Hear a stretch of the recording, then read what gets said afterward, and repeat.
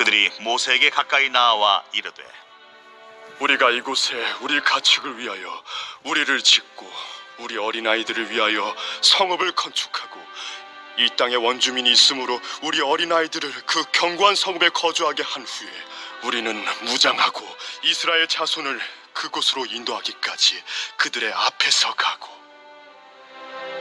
이스라엘 자손이 각기 기업을 받기까지 우리 집으로 돌아오지 아니하겠사오며 우리는 요단 이쪽 곧 동쪽에서 기업을 받았사오니 그들과 함께 요단 저쪽에서는 기업을 받지 아니하겠나이다. 모세가 그들에게 이르되 너희가 만일 이 일을 행하여 무장하고 여호와 앞에서 가서 싸우되 너희가 다 무장하고 여호와 앞에서 요단을 건너가서 여호와께서 그의 원수를 자기 앞에서 쫓아내시고 그 땅이 여호와 앞에 복종하게 하시기까지 싸우면 여호와 앞에서나 이스라엘 앞에서나 무죄하여 돌아오겠고 이 땅은 여호와 앞에서 너희의 소유가 되리라마는 너희가 만일 그같이 아니하면 여호와께 범죄함이니 너희 죄가 반드시 너희를 찾아낼 줄 알라. 너희는 어린아이들을 위하여 성읍을 건축하고 양을 위하여 우리를 지으라. 그리하고 너희의 입이 말한 대로 행하라. 갓 자손과 루벤 자손이 모세에게 대답하여 이르되 주의 종들인 우리는 우리 주의 명령대로 행할 것이라. 우리의 어린아이들과 아내와 양떼와 모든 가축은 이곳 길라 성읍들에 두고 종들은 우리 주의 말씀대로 무장하고 여호와 앞에서 다 건너가서 싸우리다. 이에 모세가 그들에 대하여 제사장 엘르아살과 눈의 아들 여호수아와 이스라엘 자손 지파의 수령들에게 명령하니라. 모세가 그들에게 이르되 갓 자손과 루벤 자손이 만일 각각 무장하고 너희와 함께 요단을 건너가서 여호와 앞에서 싸워서 그 땅이 너희 앞에 항복하기에 이르면 길르앗 땅을 그들의 소유로 줄 것이니라. 그러나 만일 그들이 너희와 함께 무장하고 건너지 아니하면 그들은 가나안 땅에서 너희와 함께 땅을 소유할 것이니라. 갓 자손과 루벤 자손이 대답하여 이르되 여호와께서 당신의 종들에게 명령하신 대로 우리가 행할 것이라. 우리가 무장하고 여호와 앞에서 가나안 땅에 건너가서 요단 이쪽을 우리가 소유할 기업이 되게 하리이다. 모세가 갓 자손과 루벤 자손과 요셉의 아들 므낫세 반 지파에게 아모리인의 왕 시온의 나라와 바산 왕 옥의 나라를 주되 곧 그 땅과 그 경내의 성읍들과 그 성읍들의 사방 땅을 그들에게 주매 갓 자손은 디본과 아다롯과 아로엘과 아다롯 소반과 야셀과 욕부하와 벤니무라와 베타란들의 견고한 성읍을 건축하였고 또 양을 위하여 우리를 지었으며 루벤 자손은 헤스본과 엘르알레와 기랴다임과 느보와 바알무온들을 건축하고 그 이름을 바꾸었고 또 신마를 건축하고 건축한 성읍들의 새 이름을 주었고 므낫세의 아들 마길의 자손은 가서 길르앗을 쳐서 빼앗고 거기 있는 아모리인을 쫓아내매 모세가 길르앗을 므낫세의 아들 마길에게 주매 그가 거기 거주하였고 므낫세의 아들 야일은 가서 그 촌락들을 빼앗고 하봇 야일이라 불렀으며 노바는 가서 그낫과 그 마을들을 빼앗고 자기 이름을 따라서 노바라 불렀더라.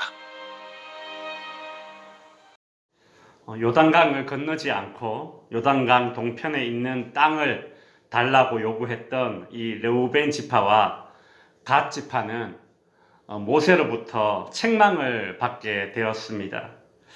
그러자 이 두 지파는 자신들의 입장을 해명하고 조건을 내걸게 됩니다. 16절부터 19절까지가 그 내용입니다. 요약해 보자면 첫째는 우리는 요단강 동편에 가축을 위하여 우리를 짓고 자녀들의 안전을 위하여 성읍을 건축할 것이다. 둘째, 그리고 나서 무장을 하고 가나안 종족과의 전쟁 때에 앞장서겠다. 셋째, 전쟁이 다 끝날 때까지 함께 하겠다. 넷째, 요단 동편의 땅을 이미 받았으니 요단 서쪽에는 땅을 달라고 하지 않겠다. 이와 같은 조건을 내겁니다. 이상의 조건을 다 들었고 난 이후에 모세는 그들의 요구를 수용해 줍니다. 모세는 20절부터 24절까지 여호와께, 여호와 앞에서라는 말을 7번이나 반복해서 사용합니다. 이 약속이 사람들 간의 맹세에서 그치는 것이 아니라 하나님 앞에서 하는 맹세임을 상기시키기 위함입니다. 28절에서 32절까지를 보면 모세는 르우벤, 갓지파가 하나님 앞에서 맺은 이 언약의 내용을 제사장 엘르아살과 여호수아와 이스라엘 각 지파의 우두머리들에게 알리고 또 재확인을 하게 됩니다. 이로써 하나님 앞에서 그리고 사람 앞에서 이 맹세가 확언된 것입니다. 그리고 33절에서 38절까지는 르우벤, 갓지파가 차지하게 될 요단강 동편 땅이 이제 구체적으로 언급되고 있습니다. 그런데 요단강 동편에서 정착하게 될 지파가 갑작스럽게 추가가 됩니다. 33절에 보시면 모세가 갓 자손과 르우벤 자손과 요셉의 아들 므낫세 반 지파에게 라고 하죠. 이 세 지파에게 요단 동편 땅을 물려주었다. 이제 그렇게 이야기를 하고 있습니다. 그리고 39절부터 42절에 보시면 그렇게 갑작스럽게 추가된 므낫세 반 지파의 이 활약상이 이제 소개가 되고 있습니다. 므낫세 지파는 전체가 요단강 동편에 남지 않고 그 절반만 요단강 동편에 남게 되고 나머지 절반은 요단강 건너서 서편에 또 자리를 차지하게 되죠. 그래서 오늘 본문에서 므낫세 반지파라고 그렇게 소개하고 있는 것입니다. 이 세 지파는 곧바로 자신들이 한 약속을 이제 이행하기를 시작합니다. 요단 동편 땅에서 가나안 족속을 몰아내고 성읍들을 보수하고 그 성읍들의 이름을 새로이 짓고 정착을 하는 모습을 오늘 본문에서 볼 수 있습니다. 말씀을 정리하겠습니다. 르우벤 지파와 갓 지파는 요단강 동편 땅이 목축업을 하기에 좋을 것 같다고 판단하여서 요단 동편에 거주하는 것이 잘 되는 비결이라 생각하여 모세에게 그와 같은 요구를 하였습니다. 그때 모세는 오늘 본문 23절에 보시면 너희가 만일 그같이 아니하면 여호와께 범죄함이니 너희 죄가 반드시 너희를 찾아낼 줄 알라라고 합니다. 살고 죽는 것은 비옥한 땅에 달려있는 것이 아니라 하나님 앞에서 한 맹세를 얼마나 신실히 이행하는가에 이제 달려있게 되었죠.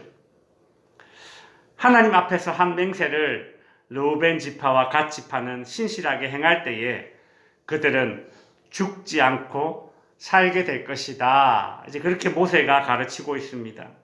그 모세의 가르침대로 르우벤, 갓, 므낫세 반지파가 자신이 했던 맹세를 신실히 행할 때에 그들은 요단강 동편에서 성읍들을 차지하고 그 성읍의 이름을 새로이 지을 수 있었습니다.